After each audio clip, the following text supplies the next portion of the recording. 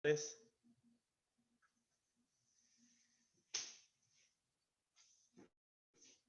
Hola, buenas tardes. Buenas tardes.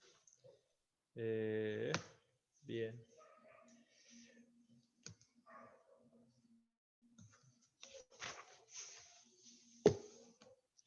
Bueno, yo soy el doctor Daniel Núñez, soy uno de los ayudantes de la cátedra de Derecho Internacional Privado.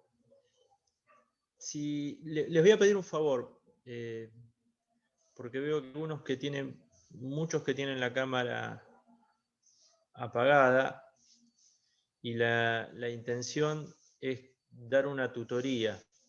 Y la tutoría consiste en que, más que una clase mía, sean consultas de ustedes para evacuar dudas respecto a la mesa libre que vamos a tener en estos días. Con lo cual, si se muestran, en la medida de lo posible, para saber quién me pregunta, quiénes están, ver si hay algunas dudas, se los voy a agradecer. Porque en este momento veo solamente 3 alumnos. El resto, no sé si tienen alguna imposibilidad técnica. Pero son como 6 o 7.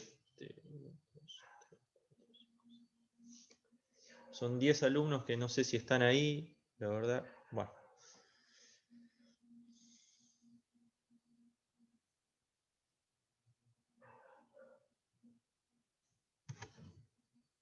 Bien, alguno no tiene cámara, no hay inconveniente, por eso preguntaba lo de las cámaras. Bien. Bueno, a ver. Les decía, la tutoría tiene por finalidad evacuar dudas que ustedes estén teniendo en este momento respecto de algunos de los temas que componen la materia. Particularmente la doctora Lunguis y en realidad el equipo de acompañamiento que tiene la facultad me solicitó que pudiéramos hablar sobre 2 temas en concreto, que son fraude a la ley y orden público.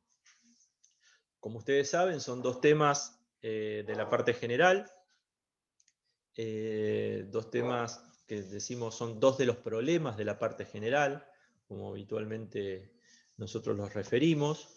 Ustedes saben que en la parte general, aparte de lo que es ley aplicable, jurisdicción, obviamente toda la parte de fuentes, la historia, la introducción, la estructura de la norma, siempre hablamos sobre los problemas de la parte general. Los problemas de la parte general o de la materia son 5. Son fraude a la ley, orden público, reenvío, cuestión previa y calificaciones. Lo importante es que ustedes los tengan bien individualizados, no solamente como problemas, sino también muchas veces en esa estructura de la norma, que seguramente algo ya les habrá hablado o habrán leído con la doctora Lunghi, que habitualmente da esta parte. Así que bueno, nada, si ustedes, podemos hacerlo de 2 maneras a esto. Ustedes me empiezan a preguntar sobre las dudas que puedan ir teniendo, o yo lo que hago es no darles un pantallazo, no es la intención darle una clase, sino mencionar algunos temas que habitualmente yo noto o notamos con mis compañeros de cátedra, donde ustedes por ahí se sorprenden ante la pregunta, que tiene que ver con temas que son muy específicos o muy concretos, o que hacen a bajar la teoría al hecho concreto, al fallo, a individualizar esos elementos por ahí del fraude, del orden público en un fallo, en un caso concreto. Y mencionar algunos temas que por ahí son interesantes para que ustedes le presten especial atención y no lo pasen por encima. Así que como ustedes quieran, no tengo inconveniente. Abran los micrófonos, no hay inconveniente, salvo que estén por ahí en un lugar donde haya gente. La idea es que esto sea muy interactivo y que no hable yo solamente. Sí, por ahí estaría bueno, si usted ve que muchas veces cerramos los alumnos generalmente en algo, porque por ahí uno cree saberlo y después sí, le preguntan y se queda como, crees que por ahí lo entendiste Bueno, y cuando te lo preguntan no. bien. A ver, bueno, a ver si están todos de acuerdo, arrancamos por ahí. A ver, fraude a la ley. Bueno, ustedes saben lo que es el fraude a la ley, no se los voy a poner a explicar. Sobre fraude a la ley tienen que tener muy en claro algunas cuestiones. Siempre, obviamente, con cualquier tema es la conceptualización. Nosotros notamos que muchas veces no pueden avanzar más allá de la conceptualización. Esa conceptualización a veces parece, ustedes se enojan, a veces con un poco de razón, pero nosotros también tenemos nuestra versión de los hechos, de que equivocan un término y ese término que equivocan cambia de forma tangencial la definición o la conceptualización del problema que estamos evaluando. Entonces, en esta conceptualización del fraude a la ley, si ustedes leen Hobbes, hay como muchas conceptualizaciones que les va a decir qué es el fraude a la ley, ¿no? Hay algunas que son más sencillas y otras que por ahí son más técnicas. Yo sugiero leerlo siempre este tema de Hobbes, pero obviamente pueden darle una leída a Goldsmith. Es más, a ver, si ustedes me preguntan la parte general, yo leería mucho Goldsmith, más allá que en Hobbes está bien. Yo leería mucho Goldsmith en la parte general. A mí me gusta mucho esa definición que habla que el fraude a la ley es de la manipulación de los hechos subyacentes al punto de conexión, ¿no? La manipulación a los hechos subyacentes al punto de conexión. Bien, ahora cuando decimos que es la manipulación de los hechos subyacentes al punto de conexión, la pregunta que viene de cabeza es, bueno, ¿cuáles son esos hechos subyacentes al punto de conexión? Entonces, ejemplifíquenlo. ¿Qué serían los hechos subyacentes al punto de conexión? ¿Por qué se manipulan? ¿Y por qué es una manipulación artificiosa? Entonces, ¿ustedes qué piensan sobre eso? Los escucho.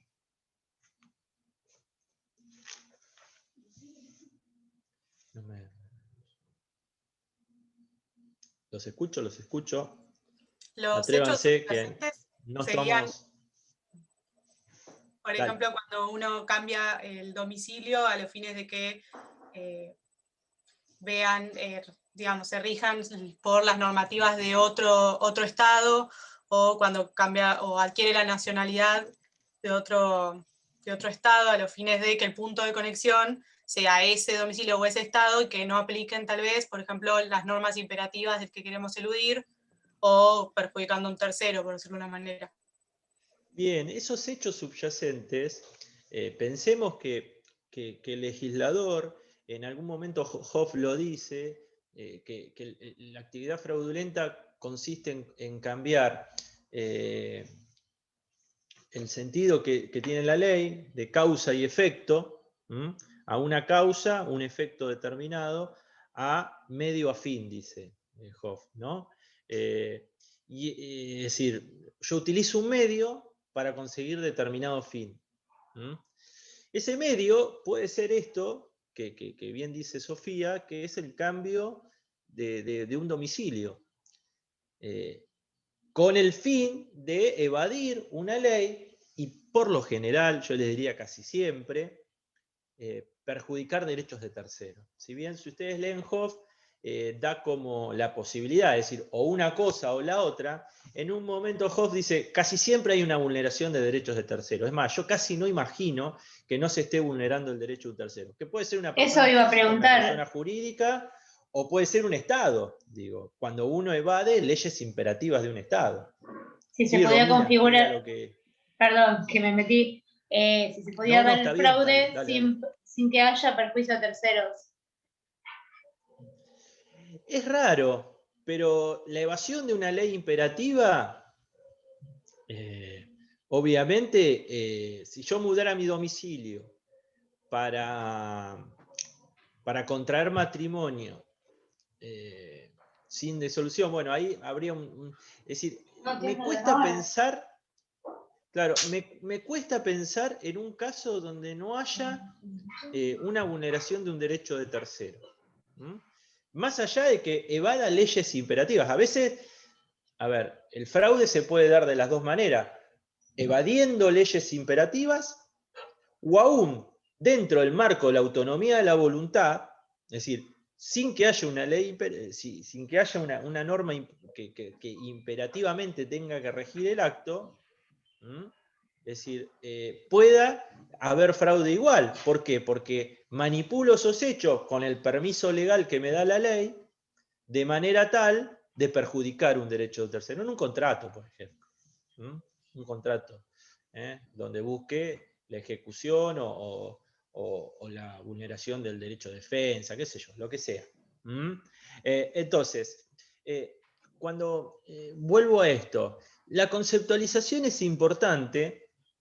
La conceptualización es importante, pero cuando yo conceptualizo tengo que saber qué es lo que estoy diciendo. Entonces, si yo digo que es la manipulación artificiosa de los puntos, de los hechos subyacentes al punto de conexión, yo tengo que saber que el punto de conexión es el domicilio.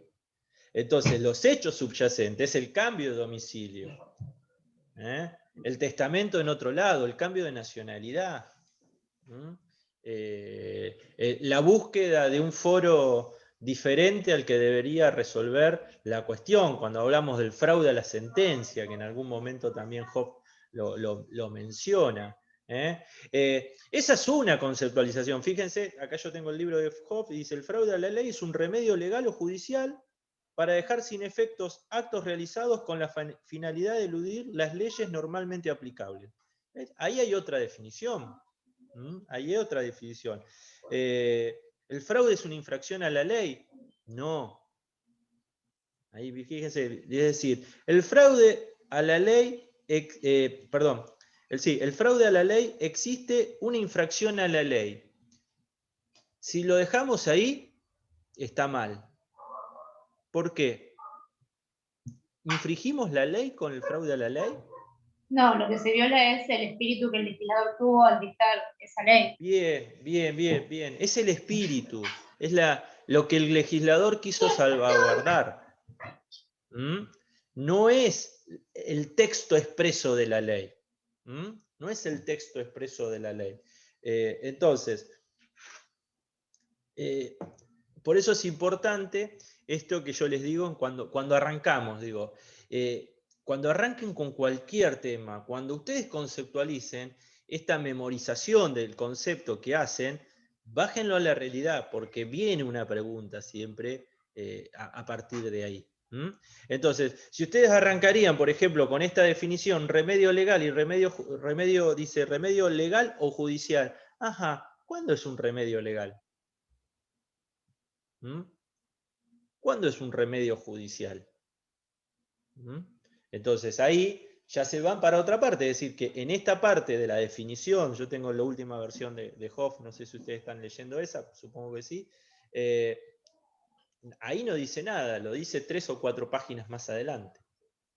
Una consulta con respecto al remedio judicial. Por lo que yo había entendido es como el amparo que puede tener el juez en el principio del fraude, de evitar el fraude y ampararse en ese principio para resolver el caso concreto. ¿Está bien, está mal? Porque me quedaba medio corto el concepto o la idea y no sabía qué podría ampliar en ese sentido.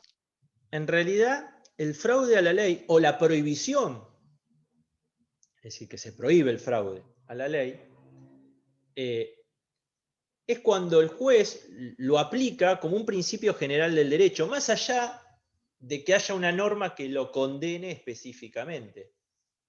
Nosotros hoy, fíjense que durante muchos años, hasta el año 2015, el fraude a la ley, ¿cómo estaba tratado en nuestro código? ¿Cómo estaba tratado? de manera muy escueta, o sea, no tenía una regulación muy particular. Si ves, mira, ahí mirá, está bien lo que dijiste, a lo Guido Casca, está mal, pero no está tan mal. A ver. O sea, estaba utilizado como... No me acuerdo igual ahora puntualmente. Bien. Como el Una orden manera público. escueta. Yo te diría, escueta te podría decir que está hoy tratada. Pues tiene una sola norma así específica, o dos o tres en realidad, porque hay el artículo 12 también lo menciona. Pero escueto es como que es poco. En realidad estaba tratado de manera implícita. El fraude a la ley, durante la vigencia del Código de Vélez, estaba de manera implícita, dice la doctrina. ¿Qué quiere decir de manera implícita? Bueno, que textualmente del texto de la ley no se hablaba de fraude. Sí, obviamente en la parte de obligaciones, de contratos, hablábamos de la acción pauliana y todo eso, ¿no? Pero en materia de derecho internacional privado no estaba mencionado el fraude a la ley o la prohibición del fraude a la ley. Estaba de manera implícita. 1205, por ejemplo, ¿recuerdan? Algunos de esos artículos, los artículos que refieren a los contratos, los artículos que refieren al matrimonio. En 1205 dije, me equivoqué, 5, 6 y 7, no me acuerdo ahora bien exactamente, pero bueno, que refieren a contratos. Los de matrimonio, aquellos que referían, o aquel artículo que refería a las partes cuando mudan su domicilio para poder contraer matrimonio, aunque de acuerdo a la legislación que abandonan no podrían hacerlo. Ahí esos dos principios que luchan en pugna, el favor matrimoni y la prohibición del fraude a la ley. Estaba leyendo, Hoff en este código no dice, en este libro no dice nada, sí lo menciona Goldsmith, por eso es interesante hablar sobre Goldsmith en ese aspecto. Bueno, les decía,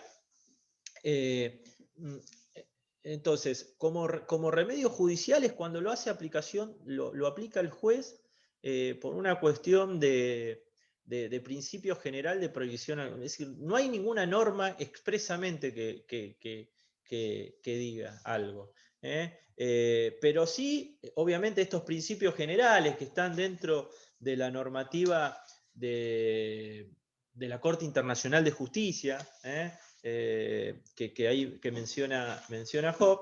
Bueno, ahí claramente el artículo 38 del Estatuto de la Corte Internacional de Justicia habla de la prohibición del fraude a la ley. Entonces, como un principio general, es un remedio judicial. En ese caso es un remedio judicial. ¿Cuándo es un remedio legal? Bueno, cuando expresamente la ley lo prohíbe. Entonces, volviendo a esto de la conceptualización, cada vez que ustedes conceptualicen, sepan de qué estamos hablando. Los hechos subyacentes. Bueno, ¿cuáles son esos hechos subyacentes? ¿En qué parte de la norma encuentro los hechos subyacentes al punto de conexión? Otra pregunta. Y usted va a decir, no, pero me está preguntando, me desaprobó con estructura de la norma. No, te desaprobamos con fraude a la ley. Lo que pasa es que no sabías dónde estaba ubicado el fraude a la ley. Entonces, cada temita que ustedes van a tocar abren un universo de cuestiones. Por eso es, para mí, la materia más difícil de la carrera esta. Porque cada tema que hablan, abren todo un código, toda una legislación, toda una doctrina nueva, de temas que muchas veces ya han visto en otras partes de la carrera. Bueno, entonces, esto es como para darle, como para arrancar, ¿no? Saber que cada temita que van leyendo, que toquen otros temas. Es importante. Bien. Luego, una vez que tenemos bien conceptualizado el fraude a la ley, claramente ustedes van los elementos, estos que ya leyeron, que es el material, el legal y el psicológico, ¿no? Entonces van a decir, bueno, ¿cuál es el material? Bueno, el material es la manipulación de estos hechos. El psicológico es la intención de las partes. Obviamente el fraude siempre es doloso, hay intencionalidad de evadir una ley, ¿no? Y el legal, la prohibición técnica o la ley que me permite dejar de lado o cumplir determinadas cuestiones. Bueno, bárbaro. ¿Me lo explicás en un caso concreto? Y en un caso concreto, ¿cuál sería? A ver, explícamelo en Mandels, explícamelo en Charamanchimay, explícamelo en Caron. ¿Cuáles son esos elementos? Individualizá en cada uno de esos casos los elementos del fraude a la ley. Entonces ahí nosotros nos vamos a dar cuenta si lo individualizaron. Vamos al fallo típico, que se los voy a decir ahora porque no lo vamos a tomar. O sí, por ahí, lo preguntamos, casi no se pregunta en examen. ¿Qué es Charamanchimay? ¿Lo leyeron? Sí, lo han leído. Bueno, este fallo del 1800, del siglo XIX, de la Corte de Casación francesa. Bueno, esta condesa que se divorcia de su esposo, que se va a Alemania, quiere nacionalidad, se vuelve a casar, vuelve a Francia, toda esa situación. Bueno, bárbaro. ¿Cuál es el elemento material? Fíjense que ahí la condesa hace varias cosas. Muda su domicilio. La nacionalización.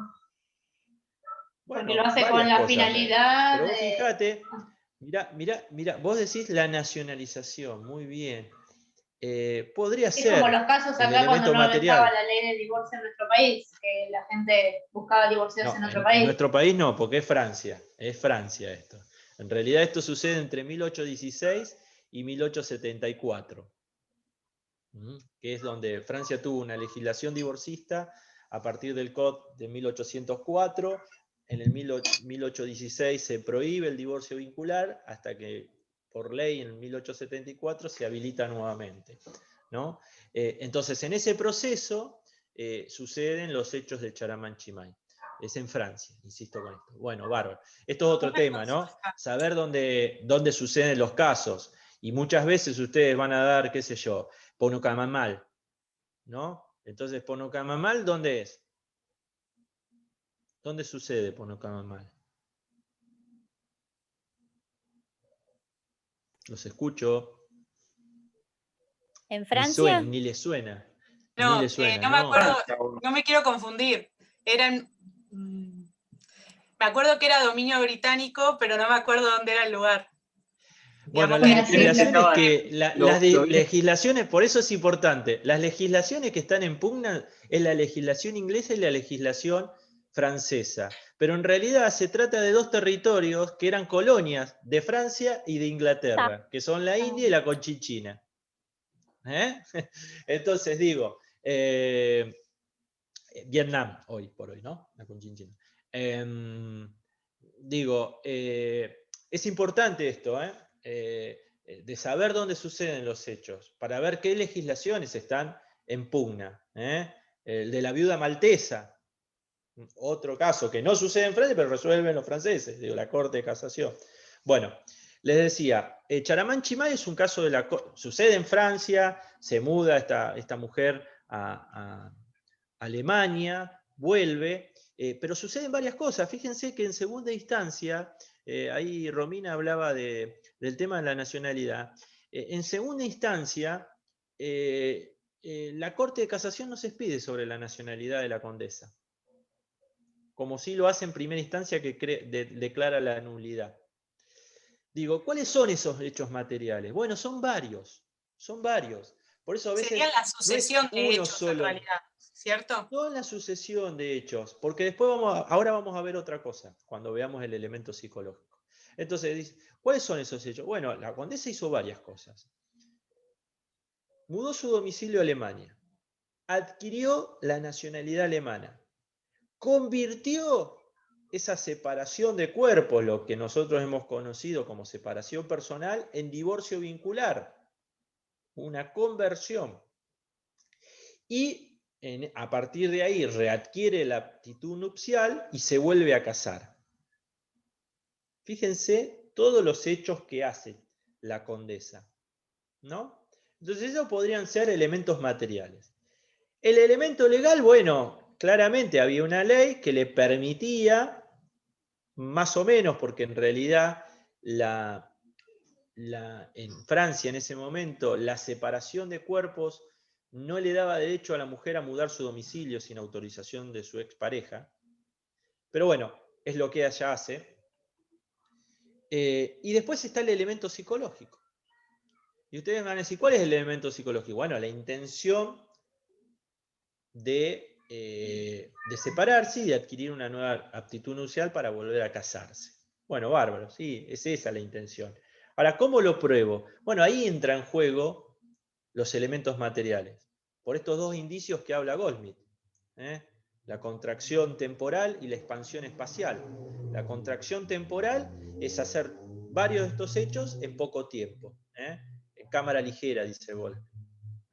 Y la expansión espacial tiene que ver de hacer algo donde nada se me ha perdido, también dice Goldsmith de esa manera. No se me perdió nada en Alemania. ¿Qué tenía que ir a hacer a Alemania? Además se fue y se casó con un príncipe rumano. Fíjense que estamos hablando de cuestiones matrimoniales en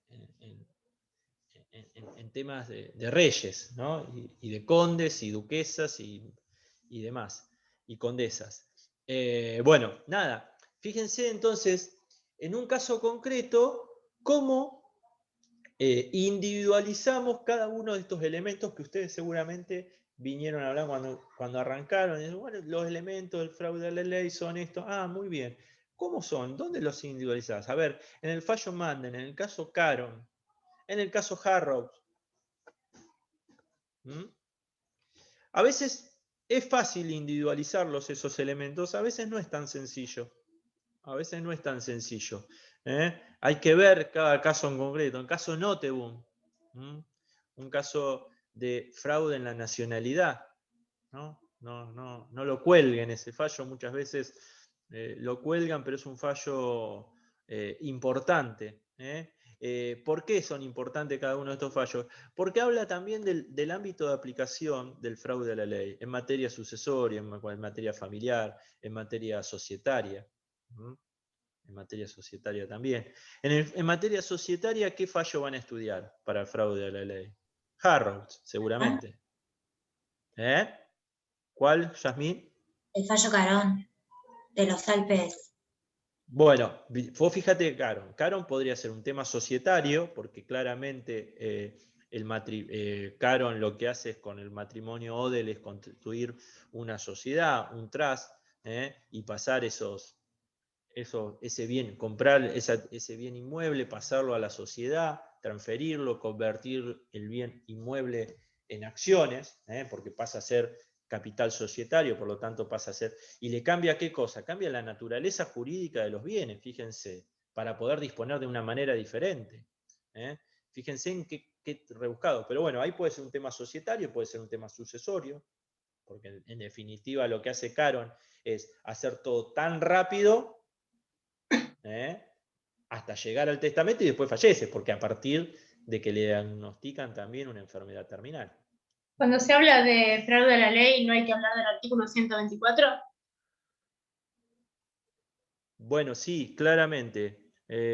Ahí yo estoy viendo que algún compañero me preguntó sobre orden público interno e internacional. Ahora vamos a llegar. Entre los puntos de conexión acumulativos. Ahora cuando llegamos ahí, vemos eso con orden público. Bueno, a ver, entonces, insisto con esto, sí, societario es el 124, y ustedes van a decir, bueno, pero lo leemos también en sociedades. Sí, también lo leen en sociedades. Es más, en algún momento, ahora en este unificado se ha suprimido bastante, en este libro unificado, pero antes Hobbes tenía 3 tomos. Entonces, cuando hablaba del fraude de las sociedades, como que repetía prácticamente lo mismo. Entonces, cuando tengan que leer fraude societario, por ahí tengan que leer más la parte de sociedades que la parte de fraude. Y claramente hay algunos fallos. El fallo Harrow es uno, de esta sociedad que se pide la disolución en Inglaterra, pero cuyo casa principal era en Capital Federal. Pero también está Compañía General de Negocios, que es más importante todavía que Harrow. ¿Por qué? Porque Harrow, si bien es interesante desde el punto de vista societario, también se estudia desde el punto de vista del fuero no conveniente. ¿No? De fuero no conveniente, yo leí muy poquito en el libro de Hobbes.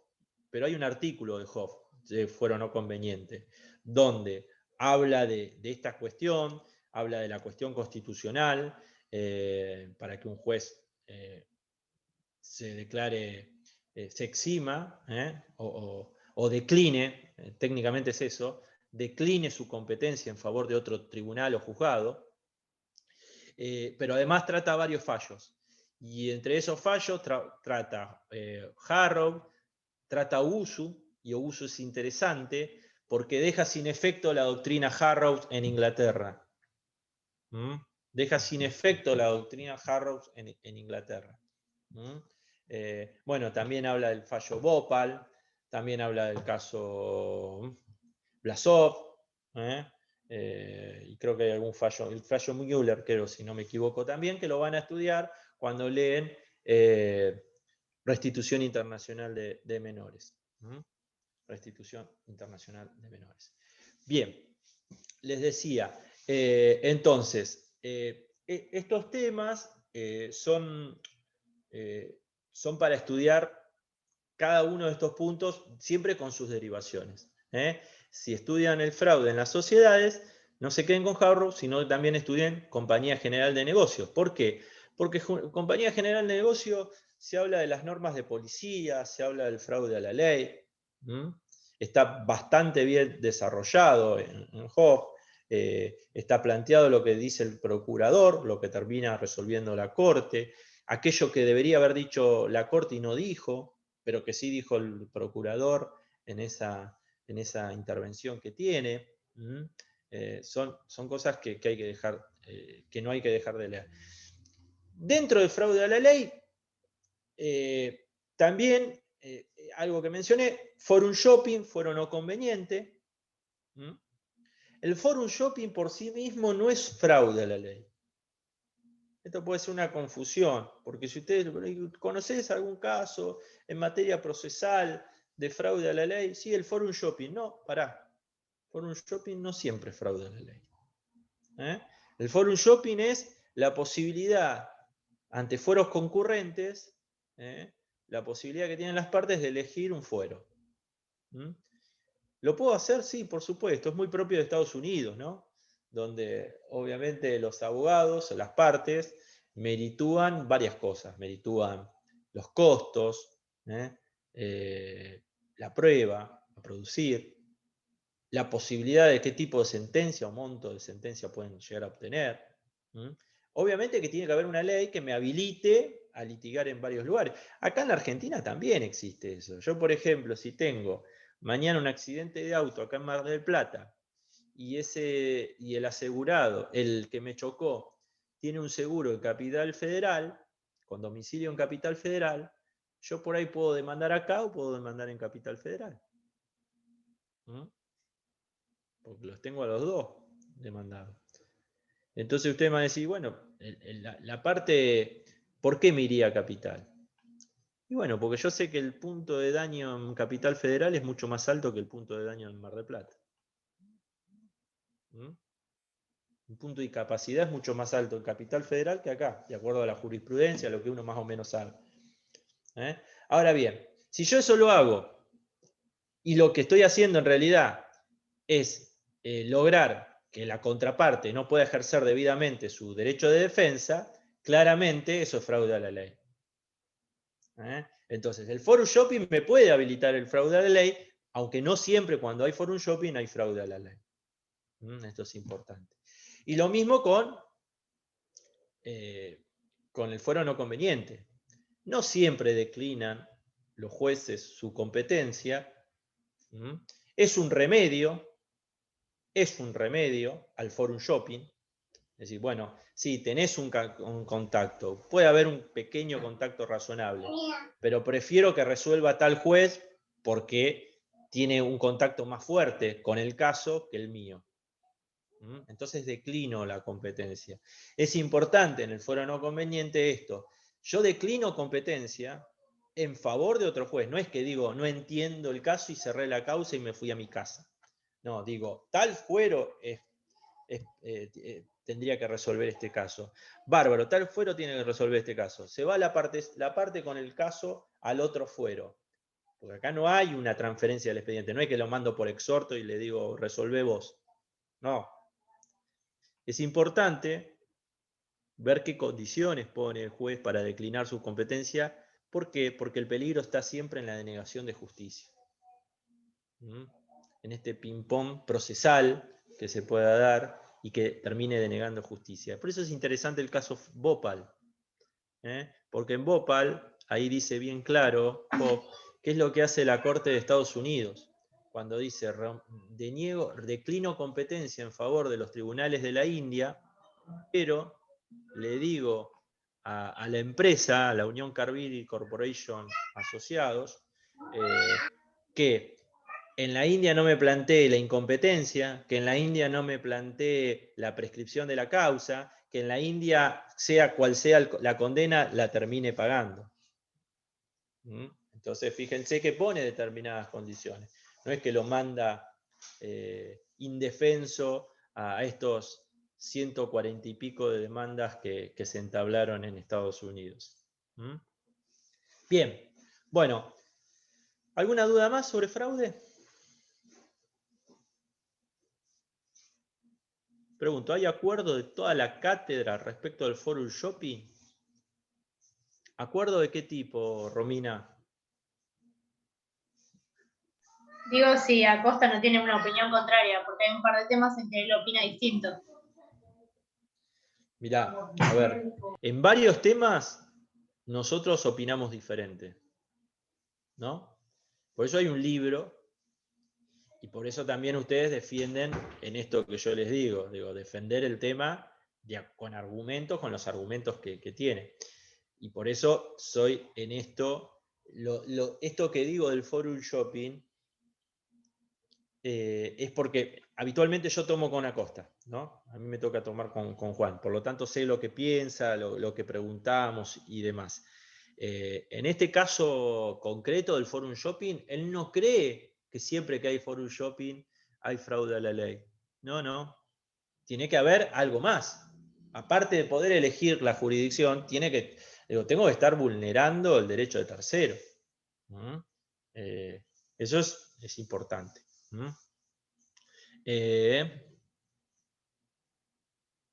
Bien. Bueno. ¿Puedo hacer un comentario? ¿Algo más? ¿Quieren preguntar algo más de fraude? ¿Nada más? Bueno, los fallos son los que están ahí, no hay mucho más. Yo siempre recomiendo que algunas cosas los lean de otro lado. El caso Mandel, está el caso desarrollado, no sé cómo tendrán acceso ustedes a impresiones de la facultad, pero en su momento estaba el fallo incluso comentado por Goldsmith, en la facultad había un artículo. Si no, lo bajan, lo googlean y está entero el fallo. Lo googlean y está entero, primera y segunda instancia. Porque incluso hay todo un tema de la legítima y demás ahí, que se plantea, y sobre la unidad o la pluralidad de la ley, de las sucesiones y demás. Bueno, a ver, yo repaso con el libro alguna cosita que me puede estar quedando. A la pregunta si leen legislación vieja o nueva, mi respuesta es siempre la misma. La legislación vieja o anterior al 2015 es fuente del derecho, por lo tanto hay que saberla. Obviamente tienen que saber con exactitud los artículos nuevos, pero no pueden dejar colgados artículos o notas del Código de Vélez Arfield. Lo mismo que cuando se mencionan temas de los tratados de Montevideo y demás, eso obviamente hay que tenerlos leídos en este tema, como para que no dividan. Las relaciones entre fraude y orden público las paso por alto, son muy sencillas de leer, de estudiar. Claramente, es más, para algunos autores, fraude y orden público es lo mismo, son dos caras de la misma moneda. La mayoría de la doctrina entiende que no es tan así, y ahí están las diferencias que marca Hoff. ¿Mm? A ver, no me quiero estar olvidando nada, pero bueno, ahí Goldschmidt hablaba del fraude retrospectivo, simultáneo y a la expectativa. Hoff no habla nada de eso. Péguenle una leída, es sencillo. Son diferentes maneras de realizar el fraude a la ley. No tiene demasiada complicación. Nada, estoy pensando a ver que me estoy olvidando algo de fraude, pero de las preguntas que habitualmente hacemos. La idea es que hablen, que hablen ustedes, no que hablemos nosotros. Que hablen ustedes. Bueno. Una consulta vamos más sí. general con respecto, ¿sabe si se definió cómo va a ser la mesa? Porque hablaban de un problema con el protocolo y no poder sacar el bolillero y no sé si saben al final si va... No, la verdad no me han transmitido. ¿Va a ser presencial? Sí. ¿La mesa? Ah, bueno, qué bueno. No, supongo, a ver, veremos ahí sobre la marcha. No se enloquezcan. En el peor de los casos que no haya bolillero, elijan tema y nosotros empezaremos a preguntar después. Y, habitualmente, si dan bien su tema y preguntamos algo más, y bueno, y ahí vamos viendo. El examen es no menos de media hora, 40 minutos de mesa libre, en la medida que sepan. Si no, después a veces tardan menos porque saben un montón y nos damos cuenta en el vuelo, y a veces tardan 10 minutos porque no saben nada, no pueden salir del tema. Yo soy de esperar, así que, pero bueno, si es con elección de tema, el tema de ustedes tiene que estar perfecto. Pregunto de otro tema, ¿puede ser? Sí, ¿qué tema? De la forma de los actos, que es como bastante largo, tiene muchas aristas. ¿Hay algo de ahí que no vaya? No, va todo. ¿Qué creías que no puede ir de forma de los actos jurídicos? No, o sea, lo más importante. No es muchas aristas. Creo que es de los temas más cortitos que tenés, forma de los actos jurídicos. Es más, son 40 minutos de mi clase. ¿Qué no te queda claro? A ver, decime. No es que no me quede claro, sino que es como más memorizar. No sé si tanto entender, sino memorizar.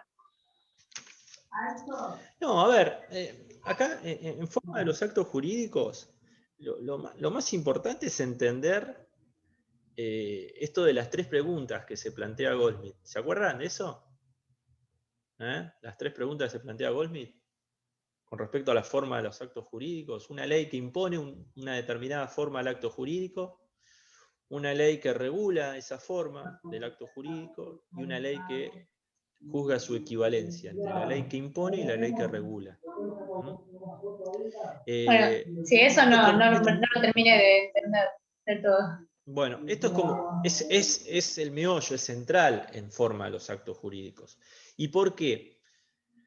Porque si la ley que impone una forma determinada es la misma ley que regula esa forma determinada, la tercera pregunta, es decir, la ley que juzga su equivalencia, pierde razón de ser. Ahora, si la ley que impone es diferente a la ley que regula, y ahora lo explico sencillísimamente con un caso y lo van a terminar de entender, obviamente cobra vigencia la ley que juzga la equivalencia. El caso típico que damos es el de un artículo, que ahora no recuerdo el número, pero básicamente lo que dice que tiene que ver cuando hay transferencia de inmuebles, o cuando en realidad hay constitución de derechos reales sobre inmuebles situados en la Argentina, esos actos jurídicos deben ser hechos de una determinada manera.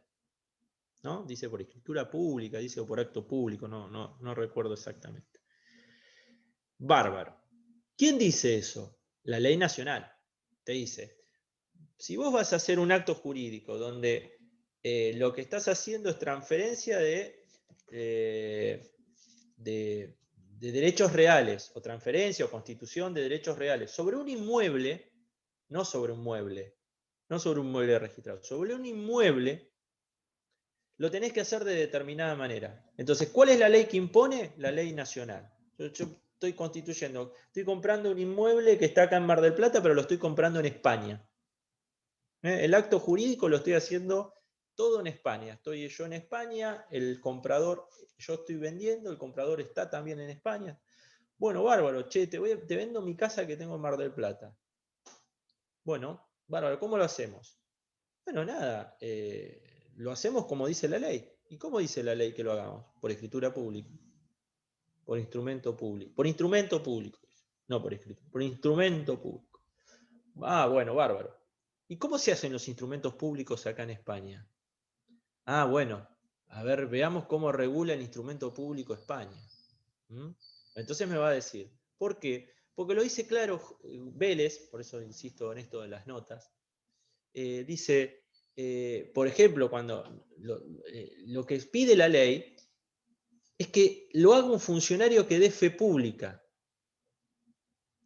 Entonces, si yo digo instrumento público acá en la Argentina, salgo corriendo ¿a dónde? A un escribano. Pero si yo digo instrumento público en otro lugar, no sé si salgo corriendo a un escribano, porque por ahí el escribano no da fe pública en ese lugar donde actúa.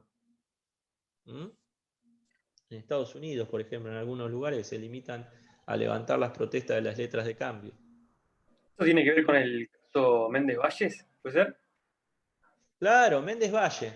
Méndez Valle. Claro. Méndez Valles es un fallo de una cantera en Malargüe, una cantera de yeso en Malargüe, donde obviamente hay un crédito litigioso porque hay una falta de pago por parte del locatario, y lo que hace el locador es transferir ese derecho que tiene hacia el cobro de ese alquiler, de ese canon locativo, a un tercero.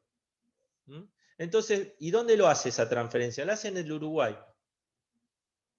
¿no?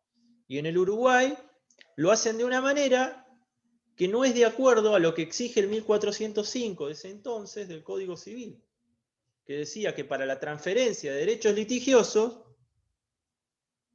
debe ser realizado de determinada manera, y no se hizo.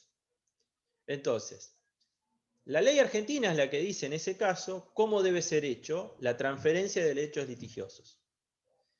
Es la ley uruguaya la que va a decir, bueno, si me piden de esta manera, lo tengo que hacer de esa manera. Firma 2 testigos, no recuerdo bien, pero bueno, se exige eso. Y después va a ser la ley del juez que resuelva, Argentina nuevamente, la que va a decir si lo que dijo la ley nacional fue cumplido por la ley extranjera.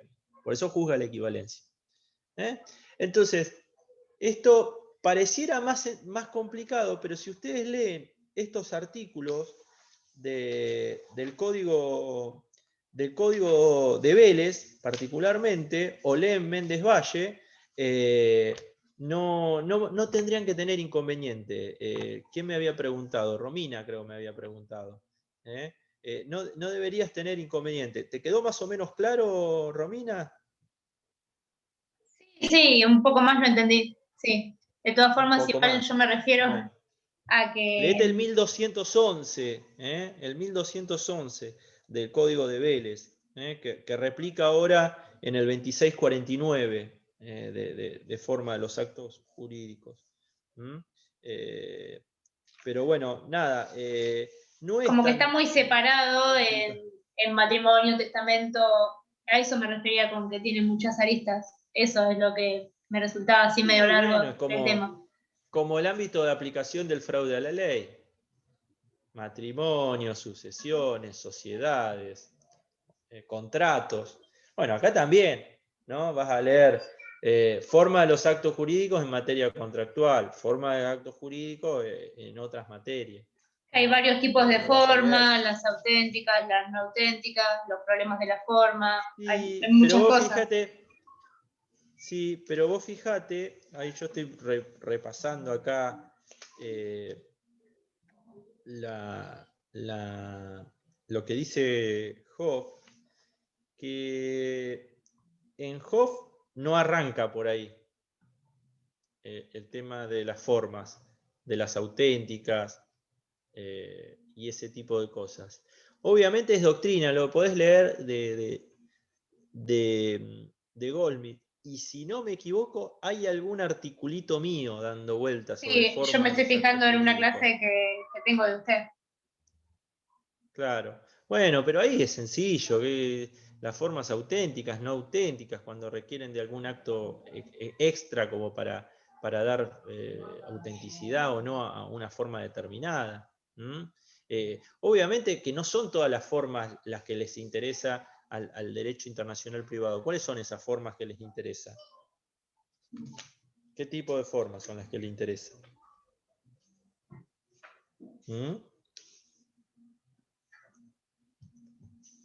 Las que tengan algún ¿Cuáles son? elemento extranjero. ¿Se No. refiere? ¿Qué tipo de formas conocen ustedes?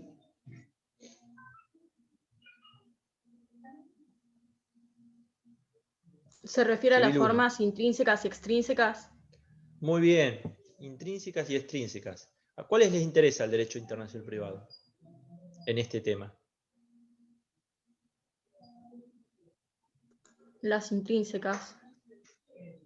No, porque las intrínsecas tienen que ver con la capacidad de las partes, por ejemplo, ¿no? Con la voluntad. Son las extrínsecas, son las que visten el acto. Son las que visten el acto. Sí, las porque formalidades del acto. la forma de los sí. actos jurídicos es la vestimenta del acto jurídico. Es cómo lo vestimos nosotros, cómo le damos visibilidad. Y eso es lo que le interesa al derecho internacional privado, en esta materia. Es la vestimenta lo que vamos a estudiar. No las intrínsecas, sino son las extrínsecas. Tengan en cuenta eso. Sí, después obviamente habla del artículo 36, 37 del Código ¿cómo es que se llama? Del Código, no, del Tratado de Montevideo, particularmente en el caso Méndez Valle. Sépanlo claramente, cuando leen Méndez Valle no sepan. A veces lo que nos sucede es, Méndez Valles es un caso que alquiló una cantera en Malahue, no le pagó, transfirió el crédito en Uruguay y vino a ejecutarlo, y la Corte dijo que era inválido. ¿Por qué? Bueno, bárbaro. Lo que sí es importante saber, sobre todo cuando el libro lo menciona, es, bueno, ¿qué artículos entraron en juego? ¿Qué analizó? Lo digo en este caso, lo digo en otro que Compañía General de Negocios. Hay un tratamiento de artículos que son importantes tenerlos presentes. Yasmín, yo tengo de Acosta que puede ser legítimo o fraudulento cuando las partes concurren a autoridades de un país pero no tienen contacto sustancial. Crea una conexión. Con respecto al forum shopping, creo que me estás preguntando, Yasmín. Se trata de un caso de abuso de derecho, maniobra artificial. Sí, puede ser, claramente. Insisto con esto, volviendo al tema del forum shopping. Cuando no hay un contacto razonable, esa es la palabra, cuando no hay un contacto razonable, podría decretarse el fraude a la jurisdicción, el fraude a la ley. El fraude a la ley o el fraude a la jurisdicción, en realidad. Ahí podría ser. Bueno, ¿cuál es un contacto razonable? Son los hechos lo que determinan la razonabilidad o no. Tendremos que ver el caso en concreto, pero, por ejemplo, ¿qué sucedía cuando ustedes estudian fuero no conveniente? Empieza hablando de lo que sucedía en Escocia, donde a partir de la traba de una medida cautelar habría la jurisdicción del foro para tratar la cuestión de fondo. Ustedes saben que una medida cautelar es una cuestión incidental en un proceso, pero no me puede dar lugar a la apertura del tratamiento del fondo. Entonces, cuando esto se transformó en abusivo, los jueces de Escocia empezaron a declinar su competencia. ¿Y por qué puede haberse decretado una medida cautelar? Y porque por ahí se trata de un comercio, de una actividad comercial, un contrato entre, qué sé yo, Francia y Argentina. Y circunstancialmente el barco paró en el puerto escocés. Entonces, como estaba en Escocia, fui y planteé la medida cautelar ahí de la traba de, qué sé yo, embargo de la mercadería. No sé. Ahora, ¿qué tienen que ver los tribunales? Si no intervino en el fondo de la cuestión. ¿Por qué le voy a pedir que resuelva sobre el fondo ahora? Es eso. Bueno, orden público. Qué temita. Este es mucho más largo, más complejo. Vamos a tratar de resumirlo. Había una compañera el otro día, perdón, que vuelva sobre este tema. Había alguien que me preguntó sobre el fallo Zapata-Timberlake. ¿Es alguien que está cursando acá? Me mandó un mail. ¿No? Bueno.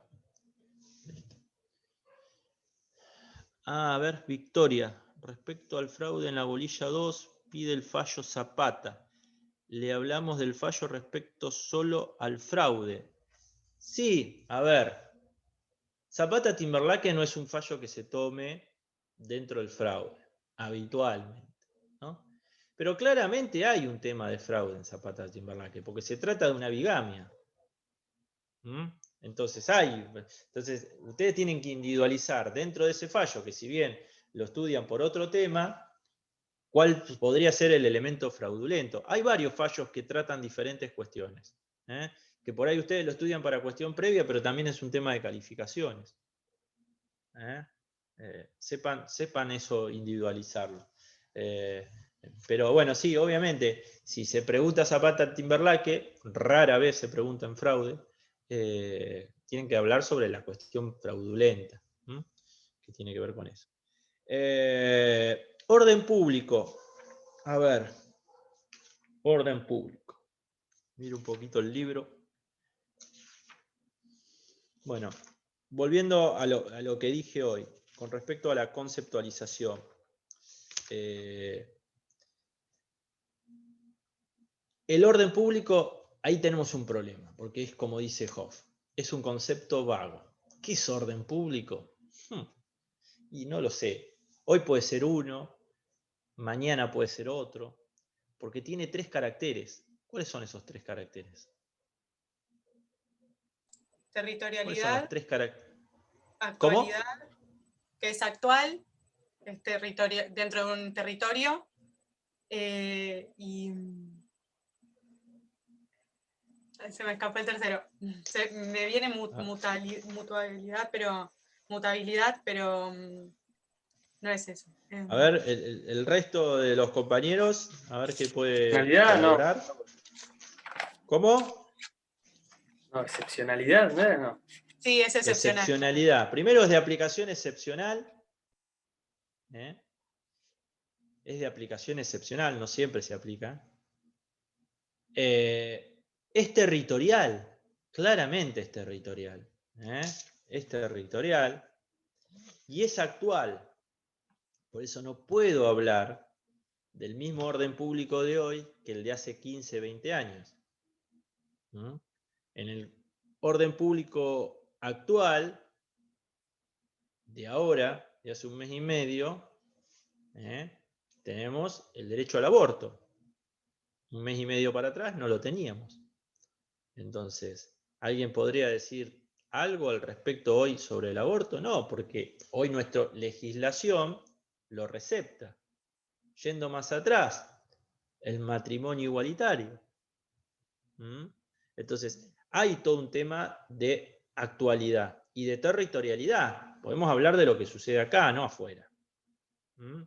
Más allá de que hay un orden público internacional, más allá de que hay un orden público comunitario, ¿no?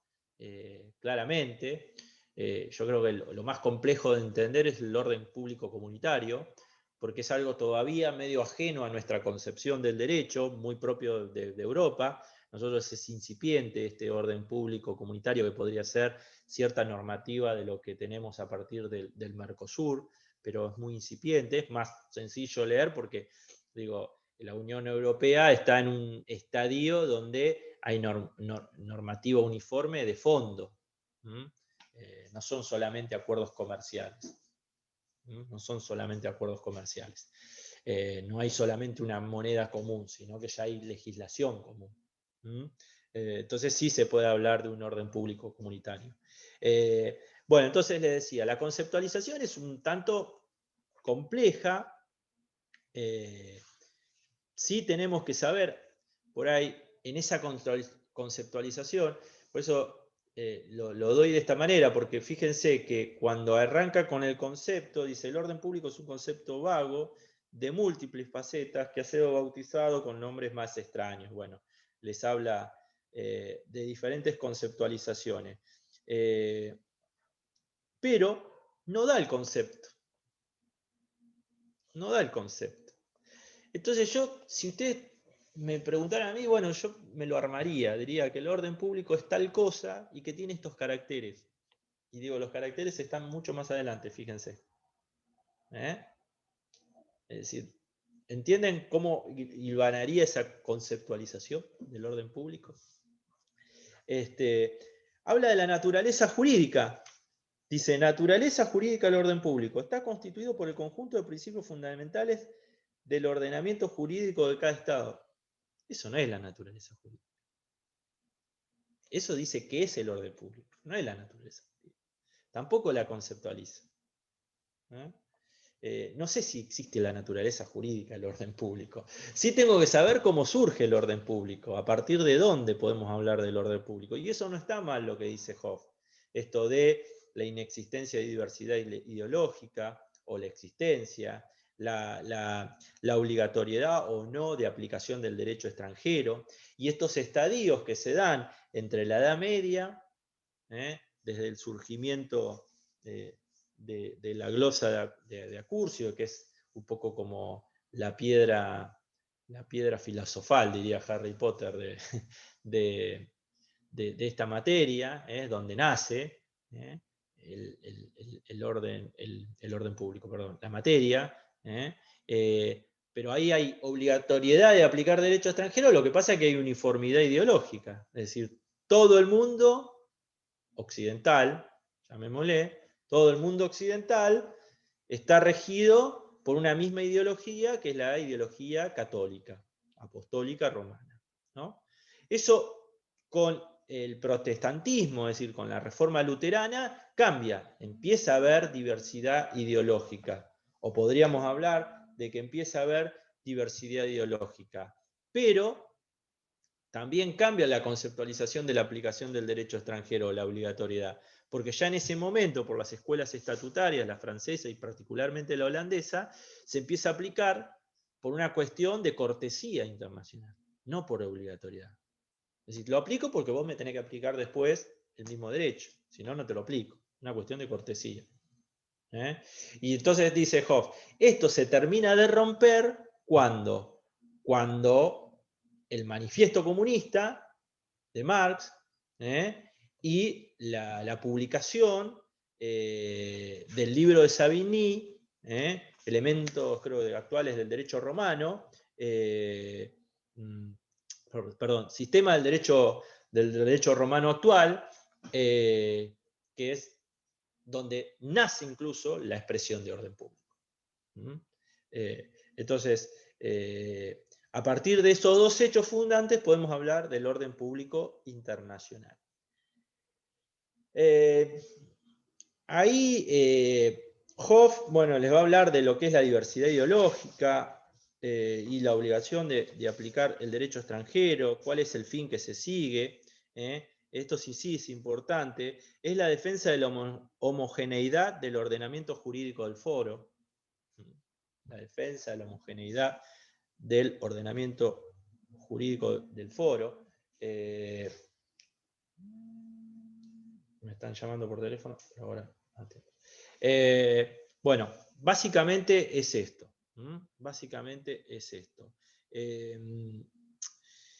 Y luego, bueno, ahí hay mucho articulado, estoy mirando, así estoy repasando también un poquito el libro. Hoff les habla de orden público interno, orden público internacional y orden público comunitario. El orden público interno tiene que ver más que nada con las normas imperativas,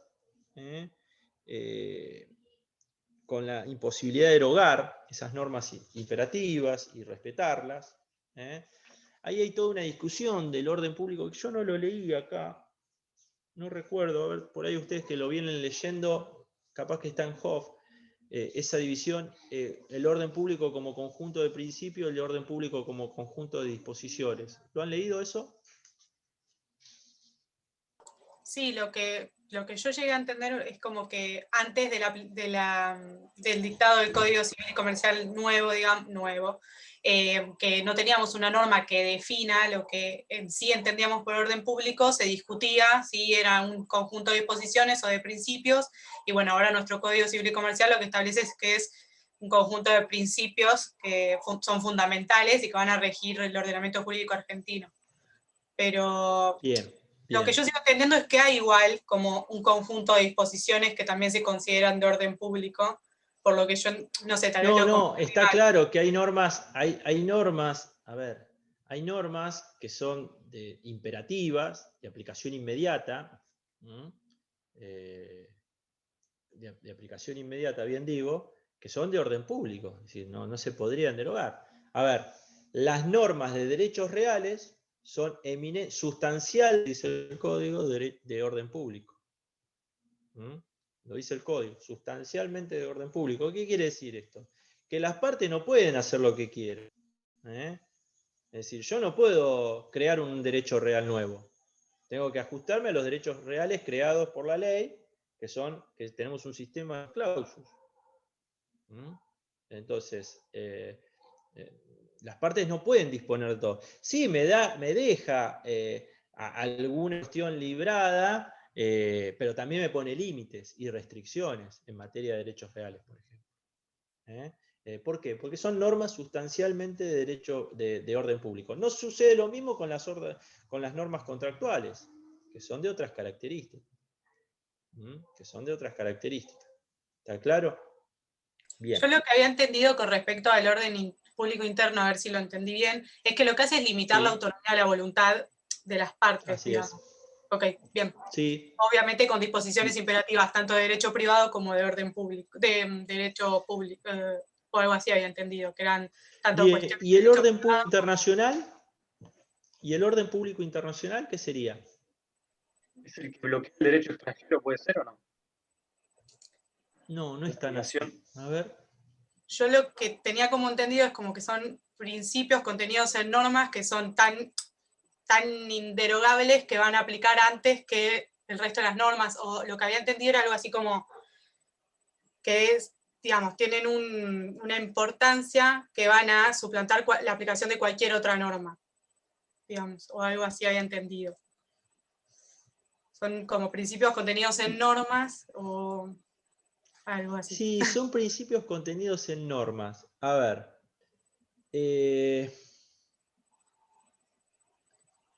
¿Alguna otra explicación?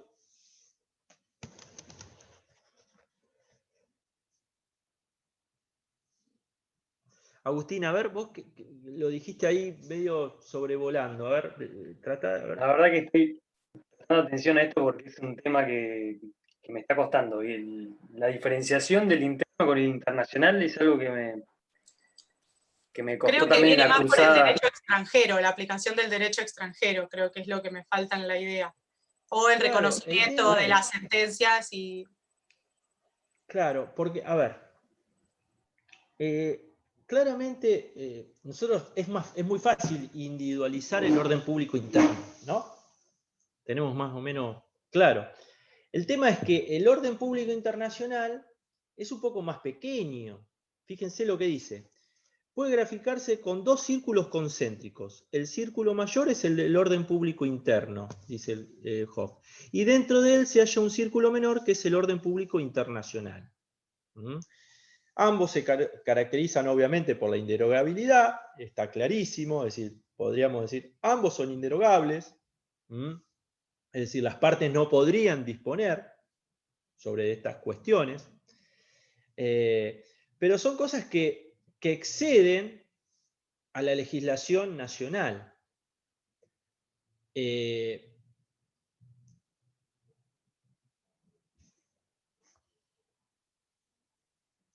Sí, es que ahí lo que hice me acordé de... ¿Cuándo podría exceder la legislación? ¿Qué temas podrían ser tan importantes internacionalmente para que sean de orden público, más allá de lo que dice nuestra legislación. Y en realidad es el jus cogens lo que tiene importancia, el derecho de gentes. Son normas imperativas internacionales, qué sé yo, la bigamia, en general se condena en todo el mundo. La defensa de la legítima. La defensa de la legítima. Fíjense, la legítima en nuestro país, ¿de cuánto es? 2/3. No quiere Sí. decir algo. 2/3 de la legítima, eso no. Y si yo hago una sucesión en el extranjero,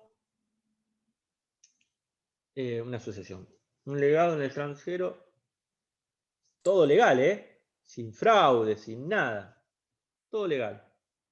¿Por el 50? ¿O por el 60? En la Argentina se va a validar hasta las 2/3 partes, digamos. No, pero te estoy diciendo que lo estoy haciendo por menos.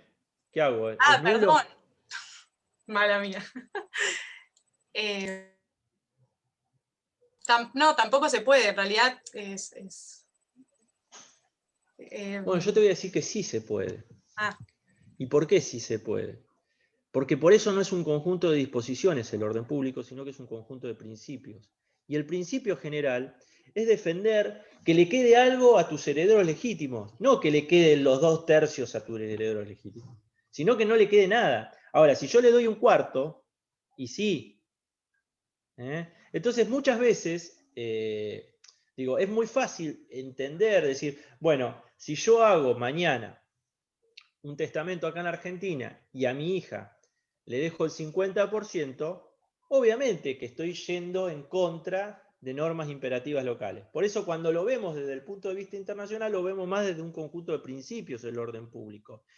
Lo que defiendo es resguardar en un porcentaje la legítima de mi hija. ¿Está claro? Entonces, pasa por ahí, es decir, más entender que el orden público internacional lo entendemos siempre como un conjunto de principios. Esos principios que para la humanidad o para el occidente, vamos a decirlo, resultan inderogables. Fíjense que haya legislaciones que por ahí no tienen este tema de la legítima.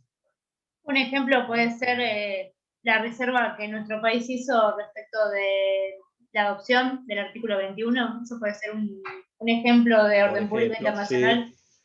Sí, o sea, que se tiene que respetar por todos los estados, ¿no? Se tienen que respetar por todos los estados, claramente. Bien. Nada, no es sencillo y no está bien explicado, no me gusta cómo está explicado en Hobbes. Yo esto lo agarraría por Goldschmidt. Yo lo agarraría por Goldschmidt. Me parece que, si bien Goldschmidt entiendo la complejidad que tiene en esto de dividir todos los temas en tres partes, ¿no? Desde la dimensión, las diferentes dimensiones, este tema me parece que Goldschmidt va a ser más sencillo de leer. Va a ser más sencillo. Bueno, el orden público comunitario, algo estuvimos hablando. Efectos del orden público. Efectos del orden público. Ya hablamos algunas cositas sobre las caracterizaciones. Efectos del orden público. El efecto negativo es sencillo, pero a ver, lo menciono más que nada, más que para explicarlo, para que no lo cuelguen, porque muchas veces cuando preguntamos cuál es el efecto del orden público no lo dicen, porque lo cuelgan. El efecto negativo, el efecto positivo, el efecto atenuado, ese sépanlo, o el efecto reflejo. Más o menos saben de qué estamos hablando con esos efectos. El atenuado, el reflejo. Sí, a mí el que más me cuesta es diferenciar el negativo del positivo. Sé que tienen una arista diferente, pero como que me cuesta llegar a bajarlo bien a la realidad y no confundirlos, por decirlo de una manera. Entiendo que en uno no se aplica la ley extranjera y el otro aplicamos la ley, digamos, de nuestro ordenamiento jurídico, pero tal vez lo estoy explicando mal. No, lo estás explicando bien. Bueno. Lo estás Es que siento bien. que digo lo mismo. Es decir, no el efecto negativo es no aplico la ley extranjera, el efecto positivo aplico mi ley. No, está bien explicado. Está bien, está bien. Muy resumido, pero básicamente es eso. Bueno, el efecto reflejo. Y después, bueno, el orden público como cálculo de escape también es sencillo, pero algo que siempre lo cuelgan, que es re fácil, pero que no lo cuelguen, por eso lo menciono, porque en el parcial han desaprobado algunos. Orden público de dirección y orden público de protección. Pregunta que nos interesa mucho, particularmente la doctora Fraschina, porque es la que habitualmente da este tema, y que lo pregunta. Bueno, ¿cuál es uno y cuál es otro? El de dirección y el de protección. Y básicamente individualizarlo con los derechos en donde el derecho del consumidor, el derecho del trabajo, el derecho comercial, las cuestiones impositivas. Individualizar donde se aplica. ¿Está claro? Fíjense que en orden público no hay tanto fallo. Bueno, sí, está obviamente Solá, Ulloa, los leen eso. Bueno, una consulta con respecto a eso, que hay una bolilla. Es simplemente la interpretación de cómo fue avanzando la jurisprudencia, digamos, en atenuar, por decir de una manera, los efectos del orden público, ¿no? Entiendo que hay una bolilla que habla como de como de la interpretación de esos dos fallos, pero bueno, se entiende que va a eso, claro, a los efectos que deja el orden público. A ver, en esos dos fallos tienen que saber cómo evolucionó doctrinariamente la jurisprudencia. Tiene que ver con eso. El caso Behrens. Pero son casi todos de matrimonio, fíjense. Zapata, Timberlake. Son casi todos temas de matrimonio. Creo que estoy repasando a ver si me está quedando alguno colgado, pero creo que son esos. No sé si Doctor, ¿le puedo hacer una pregunta? Sí. Perdón que recién pude unirme, no sé si a mí me surgió una pregunta del orden público en comparación con los puntos de conexión no acumulativos desiguales, que son cláusulas especiales de orden público. Como que no los sé diferenciar. ¿Es lo mismo? Bien. Más o menos. A ver, ¿cuáles son los puntos de conexión acumulativos desiguales? Son los que no pueden dejarse de lado, sacan la aplicación del derecho extranjero. ¿Por qué son acumulativos y por qué son desiguales? ¿Por qué crees? Son puede participar el resto. Desiguales son porque tienen diferente jerarquía. Bien. Unos son de orden público que no se pueden dejar de lado. Y son iguales cuando tienen que estar los dos presentes. Por ejemplo, en la adopción, tienen que estar tanto el punto de conexión del derecho... ¿Y por qué son acumulativos? Porque... Son acumulativos que tienen que estar los dos, uno y el otro. Sí. Y no tienen que ser iguales. Bien. Bárbaro. Y ahora la pregunta tiene que ver con si esos... ¿Qué tiene que ver con el orden público? ¿Me hiciste la pregunta? Y no es lo mismo, es el orden público. No hay una diferencia, sino que los puntos acumulativos desiguales establecen mínimos y máximos, si no estoy equivocada, digamos, actúan como orden público, pero estableciendo mínimos y máximos, es decir, se va a adoptar el derecho extranjero. Similar a lo que hablábamos recién, con la legítima. Es decir, me pone un mínimo abajo, no se me ve la mano, un mínimo, un estándar de cumplimiento y un máximo, ¿no? Dentro de ese margen, las partes pueden actuar, pueden desenvolverse. Obviamente que esto actúa como un limitante, digo, dentro de ese margen es todo orden público, es decir, es todo orden público, es autonomía de voluntad o es toda actuación de las partes. Fuera de esos márgenes, del máximo o del mínimo, es orden público.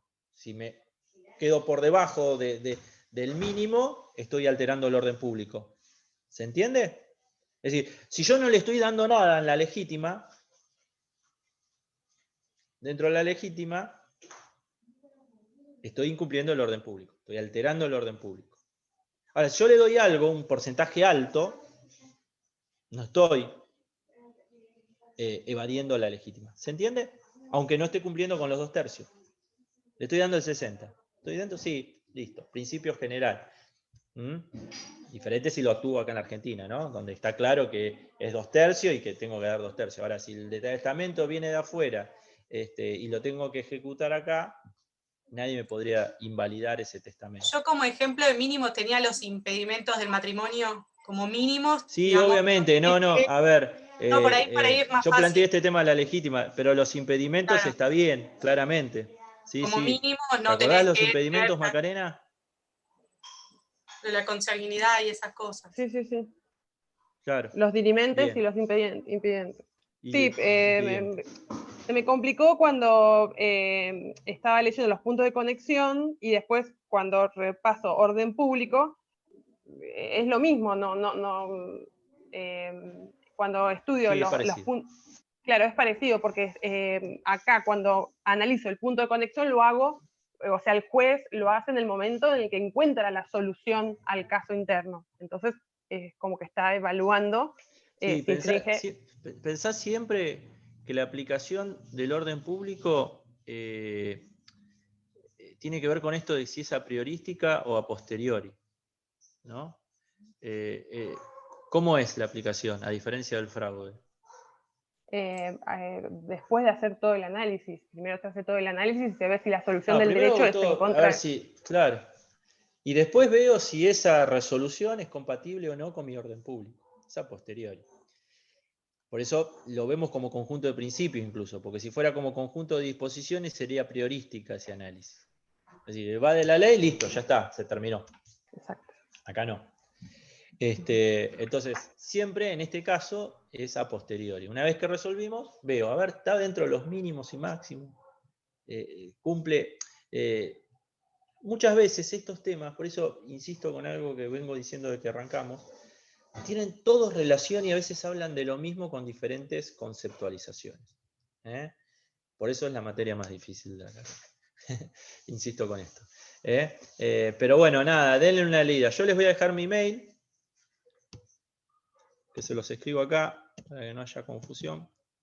dnjuridico@yahoo.com.ar. Ese es mi mail. Cualquier duda de acá al día anterior del examen me la hacen llegar. ¿No? ¿Le puedo hacer Con una respecto a consulta estos temas. última?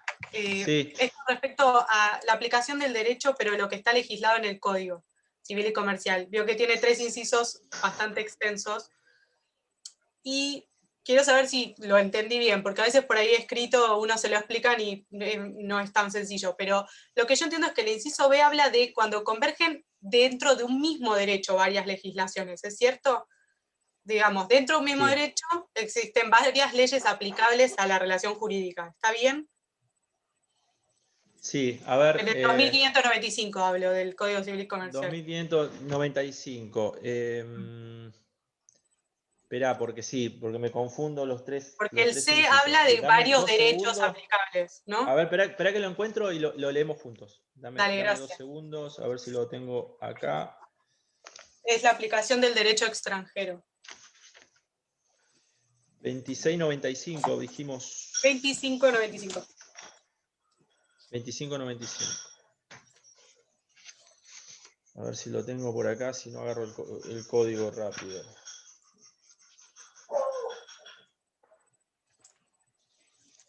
Espera que me agarro rápidamente el código.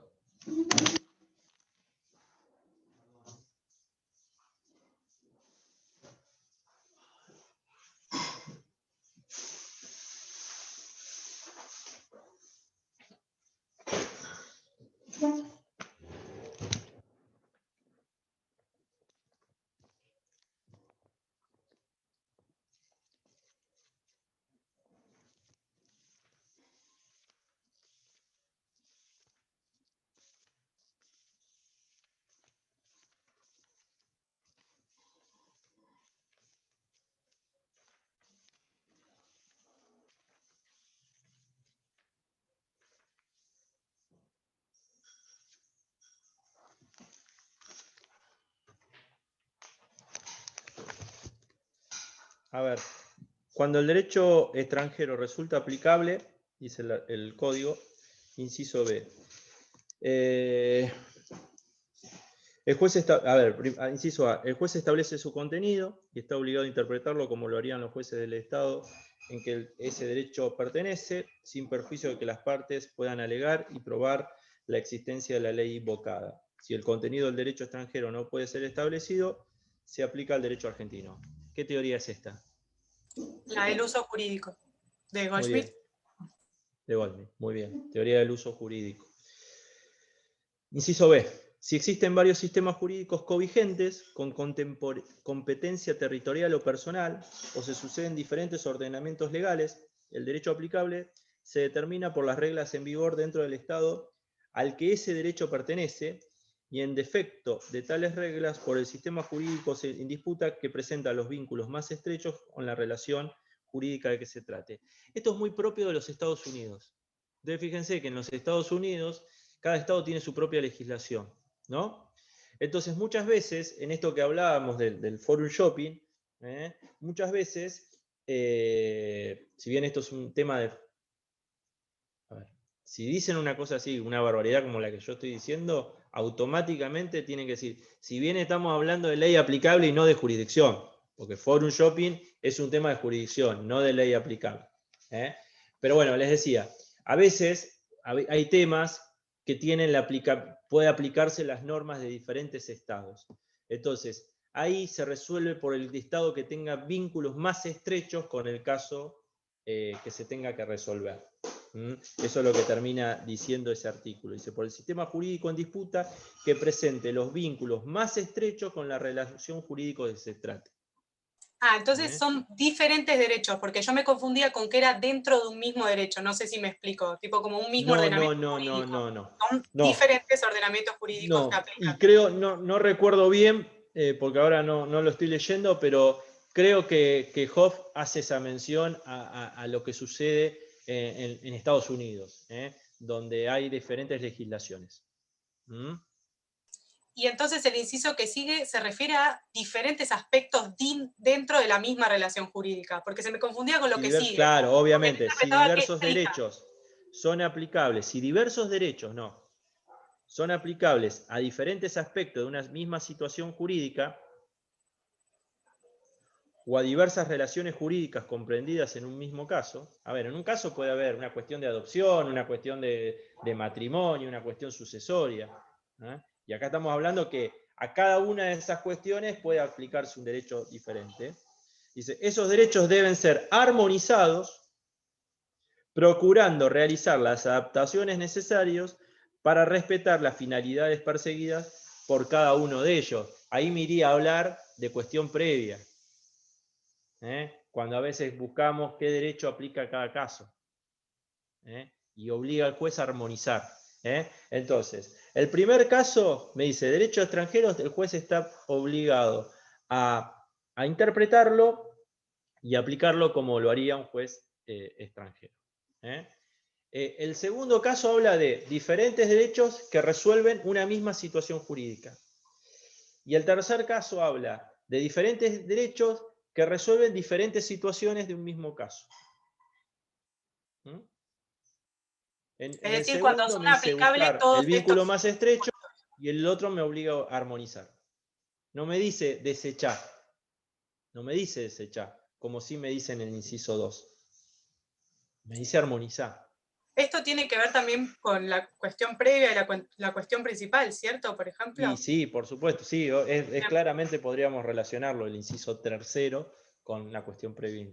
Okay, es el caso donde se da, por eso te lo mencioné. Perfecto. Bueno, éxitos. Muchas gracias. Nos vemos en la mesa. Bueno. Hasta luego. Muchas gracias. Hasta luego, gracias. Gracias.